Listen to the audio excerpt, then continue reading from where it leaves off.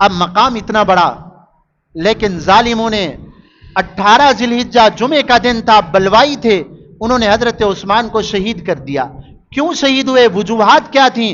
حضرت عثمان رضی اللہ تعالی عنہ بڑے ہوشیار اور ذہین، بڑے سمجھدار تھے، وہ کسی منافق کو کسی عہدے کے قریب نہیں لگنے دیتے تھے۔ عبداللہ بن سبا ایک یہودی تھا، منافقانہ طور پہ مسلمان ہو گیا، وہ چاہتا تھا کہ حضرت عثمان مجھے کوئی عہدہ دے دیں۔ حضرت عثمان تو بڑے زیرک آدمی تھے، حضرت عثمان نے اس کو دور کر دیا، منافق تھا، اس کو عہدہ نہیں دیا۔ اب اس کے دل میں حسد کی آگ اٹھی، حسد کی، اور اسلام کی ترقی حضرت عثمان کے دور میں جو ہوئی، آپ صلی اللہ علیہ وسلم کی جب وفات ہوئی، اسلام پھیل چکا تھا 9 لاکھ مربع میل تک۔ آپ صلی اللہ علیہ وسلم کی وفات کے وقت اسلامی پرچم 9 لاکھ مربع میل تک لہرا رہا تھا۔ اب آقا کے بعد حضرت صدیق اکبر کا دور آیا 2 سالہ، 11 لاکھ مربع میل تک اسلامی پرچم لہرایا، یعنی 2 لاکھ مربع میل کا اضافہ ہوا۔ حضرت صدیق کے بعد حضرت عمر فاروق کا دور آیا، حضرت عمر فاروق کا دور 10 سالہ دور حکومت ہے۔ تو جب حضرت عمر فاروق شہید ہوئے، اسلامی فتوحات پھیل چکی تھیں اور 22 لاکھ مربع میل تک اسلامی پرچم لہرا رہا تھا۔ 22 لاکھ مربع میل، یعنی 11 لاکھ مربع میل کا اضافہ ہوا حضرت عمر رضی اللہ عنہ کے دور میں۔ حضرت عمر چلے گئے، حضرت عثمان کا دور آیا، فتوحات بڑھتی چلی گئیں۔ جب حضرت عثمان کی شہادت ہوئی، اس وقت 44 لاکھ مربع میل تک اسلامی پرچم لہرا رہا تھا۔ 44 لاکھ، اکیلے حضرت عثمان کے دور میں 22 لاکھ مربع میل کا اضافہ ہوا، فتوحات بہت پھیل چکی تھی۔ تو حضرت عثمان بڑے ذہین تھے۔ اب جو اسلام دشمن تھے، ان کو حضرت عثمان کے اوپر کوئی نہ کوئی کسی بات کو بہانہ بنا کے نہ مسلمانوں کو اور عام لوگوں کو جو ہے نا بدظن کرنے کی کوشش کی، اور حضرت عثمان کے خلاف بھڑکایا۔ ہر دور کے اندر کم ذہن اور کم عقل اسلام دشمن لوگ مل جایا کرتے ہیں، منافق لوگ ہر دور کے اندر مل جایا کرتے ہیں، جو نام تو اسلام کا لیتے ہیں لیکن اسلام کو جو ہے نا بدنام کرنے والے ہوتے ہیں۔ اب حضرت عثمان کے اوپر ان کو کیا اعتراض تھے؟ ایک اعتراض انہوں نے یہ کیا، حدیث پاک میں آتا ہے، کل ہی ہم حدیث پڑھ رہے تھے، ایک آدمی مصر سے آیا اور مکہ مکرمہ حج کے لیے آیا، تو حرم کے اندر ایک شیخ، ایک بزرگ، ایک اللہ والے، ایک استاذ بیٹھے ہوئے تھے، ان کے ارد گرد حلقہ تھا۔ اس نے پوچھا یہ بزرگ کون ہے، یہ لوگ کون بیٹھے ہیں؟ انہوں نے کہا کہ لوگوں نے بتایا یہ قریش کے لوگ بیٹھے ہیں۔ کہا ان کے اندر جو بزرگ شخصیت بیٹھے ہیں یہ کون ہے؟ تو انہوں نے بتایا یہ حضرت عبداللہ بن عمر ہے۔ وہ چلا گیا، وہ حضرت عثمان کے دشمنوں میں سے تھا۔ حضرت ابن عمر سے کہا جی میں آپ کو کعبۃ اللہ کے رب کی قسم دے کر پوچھتا ہوں، آپ یہ بتاؤ حضرت عثمان جنگ بدر میں شریک ہوئے تھے نہیں ہوئے تھے؟ جنگ بدر میں شریک نہیں ہوئے تھے حضرت عثمان؟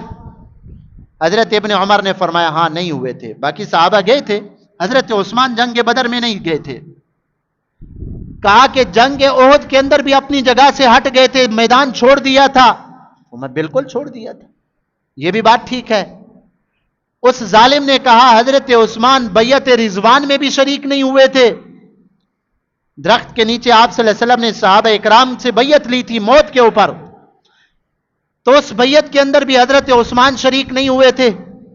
حضرت ابن عمر نے فرمایا ہاں نہیں ہوئے تھے۔ تو وہ خوش ہونے لگا کہ دیکھو حضرت عثمان جنگ بدر میں بھی نہیں، احد کے اندر بھی جگہ چھوڑی تھی، بیعت رضوان میں بھی نہیں تھے، تو حضرت عثمان پہ یہ اعتراض بھی کیوں نہیں آئے؟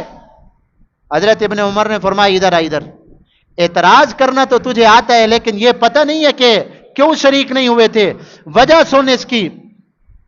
فرمایا کہ جنگ بدر کے اندر حضرت عثمان اس لیے شریک نہیں ہوئے تھے، آپ صلی اللہ علیہ وسلم کی لخت جگر حضرت رقیہ حضرت عثمان کے نکاح میں تھی۔ میں نے پچھلے جمعے میں بھی عرض کیا تھا، وہ بیمار تھیں، جب آقا جنگ کے لیے جانے لگے حضرت عثمان سے فرمایا تم یہاں ٹھہرو، تم اپنی بیوی کی تیمارداری کرو، جیسا ثواب جنگ کرنے والوں کو ملے گا مجاہدین کو تمہیں بھی وہی ثواب ملے گا۔ تو حضرت عثمان کن کے حکم سے رکے تھے؟ آقا کے حکم سے رکے تھے۔ یہ بھی کوئی اعتراض کی بات ہے؟ یہ اعتراض حضرت عثمان پہ نہیں، یہ تو امام الانبیاء صلی اللہ علیہ وسلم پہ ہوا۔ اور جنگ احد کے اندر حضرت عثمان اگر اپنی جگہ سے ہٹ گئے، اللہ نے قرآن میں ان صحابہ اکرام کے بارے میں فرمایا وَلَقَدْ عَفَا اللَّهُ عَنْهُمْ، اللہ نے ان صحابہ اکرام کو معاف کر دیا۔ جب اللہ معاف کر دیں اور اللہ اعلان کر رہے ہیں معافی کا، جو آدمی پھر بھی حضرت عثمان پہ طعن و تشنیع کرے، یہ تو پھر اللہ کا دشمن ہوا نا۔ اور بیعت رضوان تو ہوئی حضرت عثمان کی وجہ سے تھی۔ حضرت عثمان مکہ مکرمہ میں گئے، کافروں نے روک لیا، اور خبر مشہور ہو گئی کہ حضرت عثمان شہید ہو گئے۔ آپ صلی اللہ علیہ وسلم نے فرمایا آؤ میرے عثمان کے خون کا بدلہ ہم سب لیں گے، میرے ہاتھ کے اوپر بیعت کرو، ہم جب تک حضرت عثمان کے خون کا بدلہ نہیں لیتے واپس نہیں جائیں گے۔ سارے صحابہ اکرام نے بیعت لی۔ آخر میں آقا نے فرمایا یہ میرا دائیں ہاتھ جو ہے دیکھ لو، اگر آج میرے عثمان ہوتے تو وہ بھی اس بیعت میں شریک ہوتے، لیکن نہیں ہے آج۔ فرمایا یہ میرا دائیں ہاتھ ایسا سمجھو گویا کہ میرے عثمان کا ہاتھ ہے، میں حضرت عثمان کی طرف سے اپنے ہاتھ پر بیعت کرتا ہوں۔ وہ تو بیعت ہوئی ہے اس وجہ سے، یہ بھی کوئی اعتراض کی بات ہے؟ اللہ معاف فرمائے۔ اس قسم کے ایک اعتراض یہ تھا، بڑی عجیب بات ہے، آپ صلی اللہ علیہ وسلم جس ممبر پہ خطبہ دیتے تھے نا، اس کی 3 سیڑھیاں تھیں۔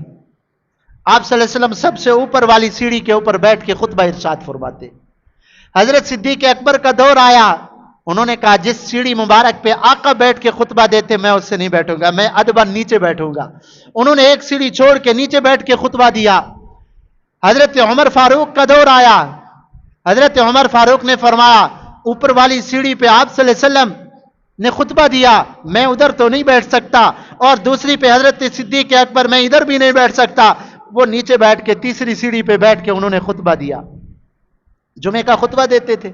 حضرت عثمان کا جب دور آیا تو حضرت عثمان سب سے اوپر والی سیڑھی جہاں آپ صلی اللہ علیہ وسلم بیٹھ کر خطبہ دیا کرتے تھے، حضرت عثمان وہاں بیٹھ کے خطبہ دیا۔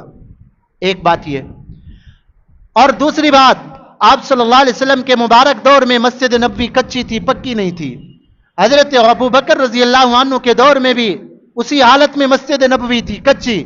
حضرت عمر فاروق رضی اللہ عنہ کے دور میں بھی مسجد نبوی کچی تھی، پکی نہیں تھی۔ اور حضرت عثمان کا جب دور آیا تو اپنی جیب خرچ سے حضرت عثمان رضی اللہ عنہ نے مسجد نبوی کی توسیع بھی کرائی، اس کو بڑھایا بھی صحیح، اور اس کو پکا کرایا حضرت عثمان نے۔ اب اعتراض کرنے والوں نے کیا اعتراض کیا کہ حضرت عثمان نے آپ صلی اللہ علیہ وسلم والی جگہ پہ بیٹھ کے کیوں خطبہ دیا، اور جو مسجد آپ صلی اللہ علیہ وسلم کے مبارک دور میں بنی ہوئی تھی اس کو توڑ کے پکی مسجد کیوں بنائی؟ یہ بھی کوئی اعتراض کی بات ہے؟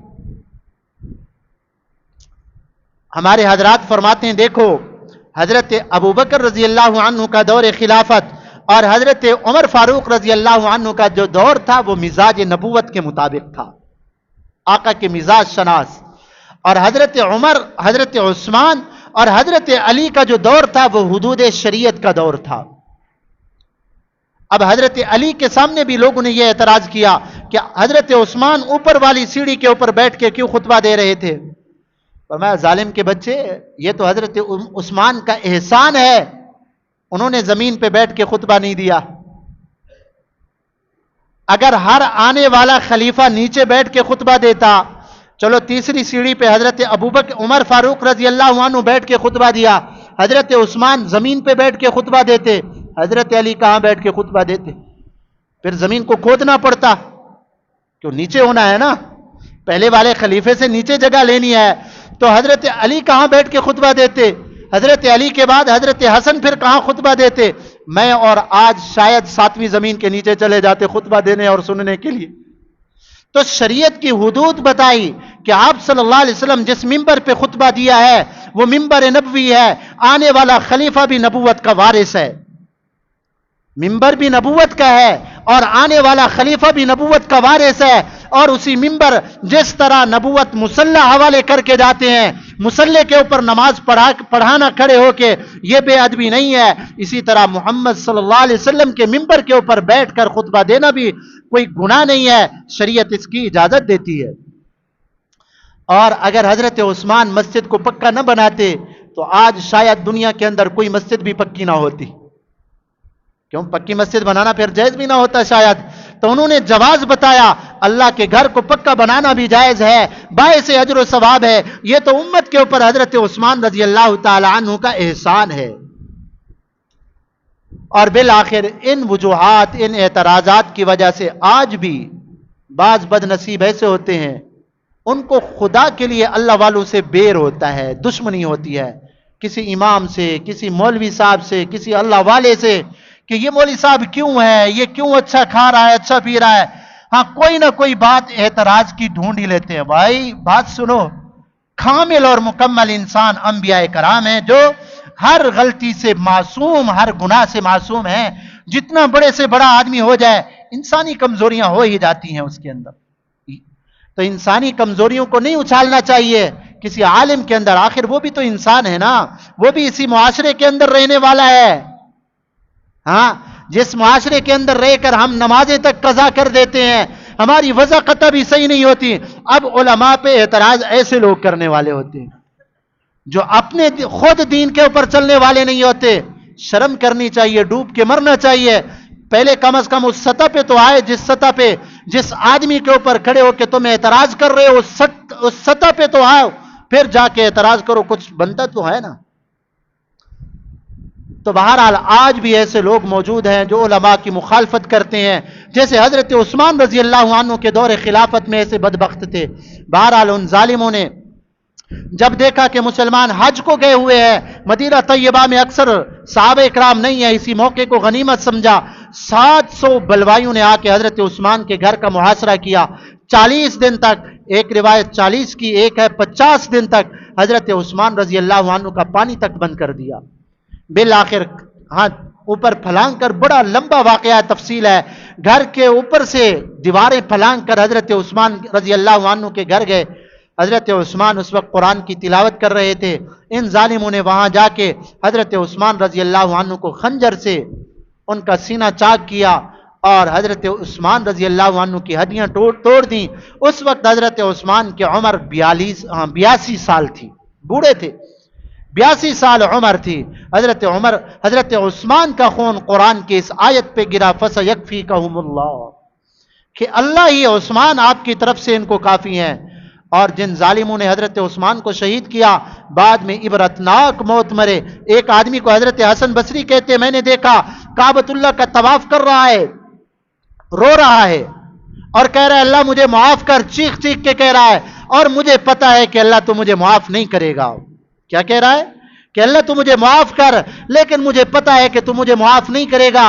حضرت حسن بصری کہتے ہیں میں نے دیکھا اس کی آنکھیں باہر کو نکلی ہوئی ہیں، ہاتھ بھی ٹیڑے ہو چکے ہیں اور پاؤں بھی اس کے ٹیڑے ہیں اور وہ گھسٹ کر چل رہا ہے. میں نے کہا بدبخت تو کون آدمی ہے؟ اس نے کہا میں وہ بد نصیب ہوں جس نے حضرت عثمان رضی اللہ عنہ کے اوپر حملہ کیا تھا، اس کی پسلیاں توڑ دی تھی. میں نے اتنا بڑا جرم کیا، مجھے پتا ہے کہ حضرت عثمان کی بد دعا مجھے لگی ہے، اللہ مجھے معاف نہیں کریں گے. ایک آدمی دریا کے کنارے بیٹھا ہے، کہہ رہا انار انار انار، مجھے آگ لگی ہوئی ہے، آگ لگی ہوئی ہے.